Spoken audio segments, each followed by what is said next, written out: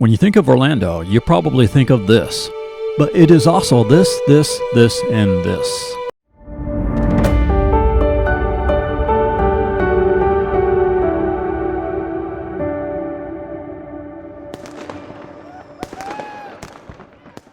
In 1965, while the country was focused on 50 miles east of Orlando, no one could have imagined what would have become of this Central Florida city. Well, maybe no one with the exception of Walter Elias Disney. Certainly, the logical choice for his new theme park would have been Miami or Tampa. However, fearing hurricanes on the coast and seeing the crossing of the Florida Turnpike with a brand new east-west interstate connecting Tampa to Daytona Beach, the swampy area in Central Florida would be an ideal spot. This decision would ensure the growth of this then little-known city. Today, Orlando Metro, which includes the three counties of Orange, Seminole, and Osceola, is the fifth fastest-growing metro area in the country. Orlando is not only the world's biggest playground, but also a growing city in business, sports, culture, and education. 3 years after Walt Disney announced his plans, the University of Central Florida opened up. Today, it is the largest university in Florida, with enrollment being at over 69,000. The Knights athletic programs in 2019 was ranked 17th best in the country. The median age of Orlando is 33.9, youngest of all major Florida cities. Because of all this growth, and following Disney's grandness philosophy, everything needed to be built bigger. Bigger airports, bigger hotels, bigger convention centers, and bigger roads. While I-4 has seen many construction projects in its 50-plus year history, in 2015 it was time to do the ultimate construction project. One that will rebuild 21 miles of roadway, replace 140 bridges, reconfigure 15 major interchanges, and add 2 new express lanes in each direction. This, one of the nation's largest road improvement projects, would be titled the I-4 Ultimate. It was expected to be substantially complete by September of 2021. I'm slightly concerned about that word substantially. However, with the less traffic due to the pandemic, they are moving that up to July of 2021. For now, be very careful. I-4 was rated in 2017 as the most deadliest highway in America. There is a wild mix of aggressive UCF drivers racing to class, with massive tourists who don't know where they are going, and big trucks and buses. And if that were not bad enough, you add in construction. If you want to make it through alive, you have to pay attention, as the roads will shift and are constantly changing. What was a left exit yesterday might be a right exit today, and 0 shoulders, not much room for air. And if you break down, you're in trouble. It's time to pray. Oh, and your GPS? Well, you might as well throw it out the window, because it won't know where the exit is either. So come with us as we daringly travel I-4 and add in some aerials showing you some of the attractions near the highway. We will take 2 detours, one into downtown, showing you Orange and Church Street and beautiful Lake Eola. Our second detour will take you to Orlando International Airport, then continue back on I-4 from downtown and end at the place where all this growth started. Orlando, growing with Disney.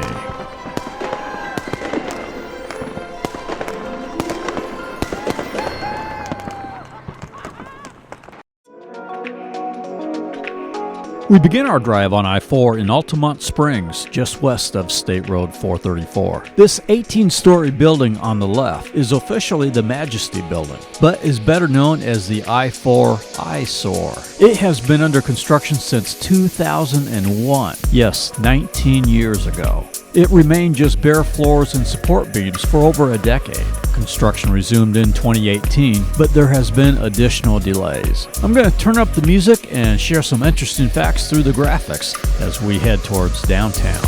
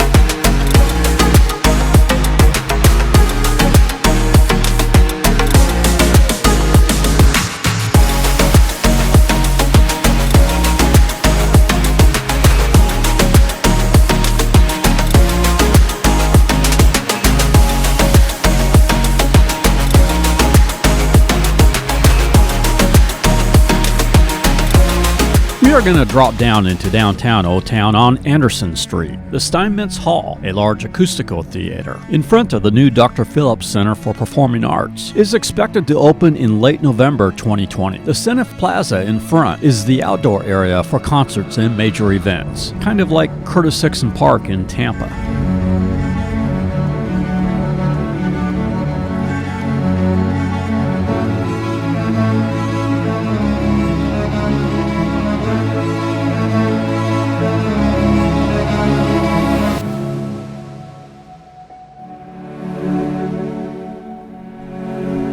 Lake Eola Park, the most famous lake of O Town. The Walt Disney Amphitheater is located here, which hosts various performances throughout the year. It has a pedestrian path that surrounds the lake. About 3 miles northeast of Lake Eola is Leu Gardens and Museum, open 9 a.m. to 5 p.m. for the public. Very popular for weddings. Spectacular scenery for photography and video.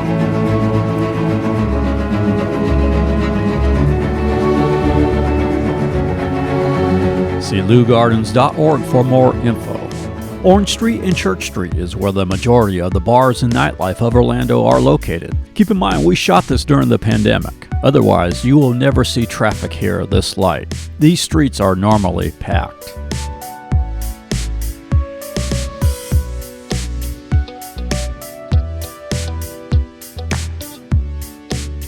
The 1890 Railroad Depot at Church Street Station is the oldest remaining structure in Orlando. Church Street Station District is home to some of O Town's top restaurants and bars.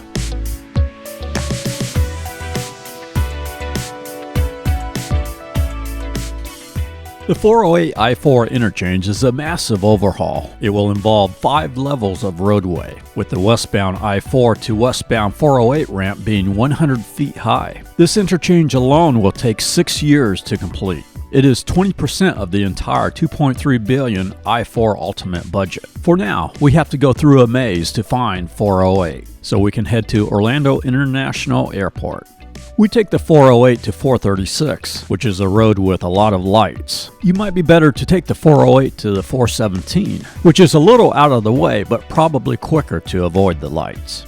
Orlando International Airport is 6 miles southeast of downtown.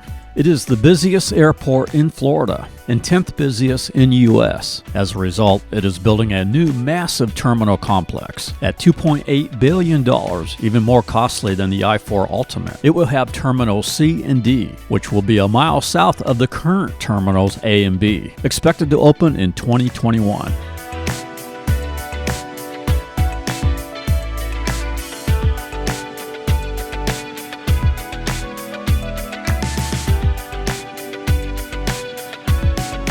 From the airport, take 528 to Disney and the attractions.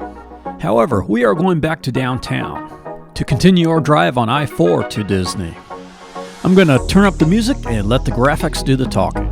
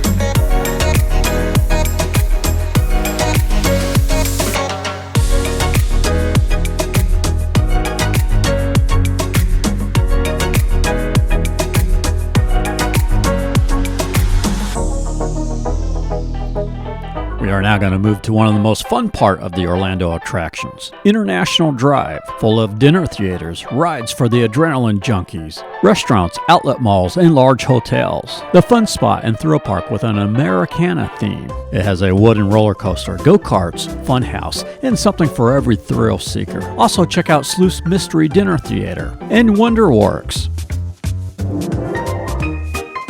Now, Desertland, an indoor action park with over 1.2 million square feet of fun and away from the Florida heat or rain.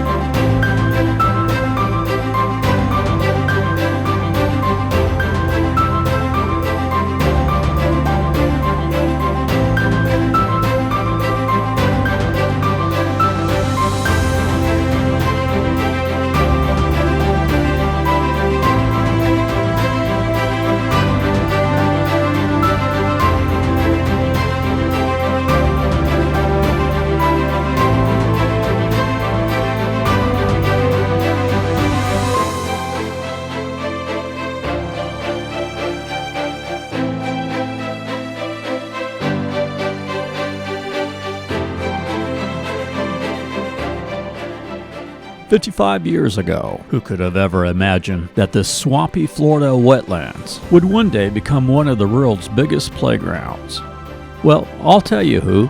Walter Elias Disney, a man that not only created the world's most popular theme park, but also helped to propel a little-known city of Central Florida to become a booming economic, cultural, educational, and recreational center of the world. Orlando has grown so much, and still so much more to do. Coming next week, a documentary of another great American city, Chicago, something we have been working on for several months. I think you are going to like it.